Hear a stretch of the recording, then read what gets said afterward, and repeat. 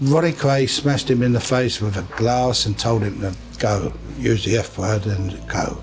And the next thing, it just kicks off. Now I get very upset about this and make my position known. So I go out to the bottom of the stairs and Ronnie comes out and said, what's the problem?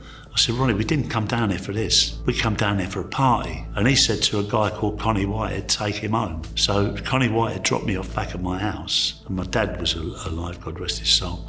And I walked in and I sat there and my dad, he said, what's the matter, where's Tony? I said, well, Dad, I'm going to go and get him. I went and got a gun, 38 Webley, called a taxi and I went back to the house, Blonde Carroll's house. And he went out of the room and he turned around and came back in again. And he could have walked out of the house, he could have gone out. And they sat there and they were screaming at each other and arguing. And that's when a knife was produced by one of the firm, pulled it out of the kitchen and gave it to one of the twins, which was a stupid thing to do.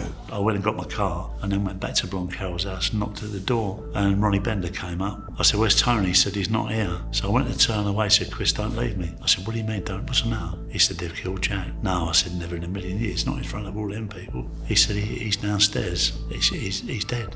So I said, what's your instructions? He said, to get rid of him. There's 2 children asleep upstairs and you're meant to get rid of him on your own. What are you going to do? But they told me to throw him over the railway bridge and the train would mash him up. I couldn't leave him. The guy had not long been out of the army. The crazy employed him as a driver, incapable of doing it. He's meant to throw Jack over his shoulder, take him up to the railway bridge, which is maybe 50 yards away, chuck him over, and that was to be his duty. And that's how he got killed.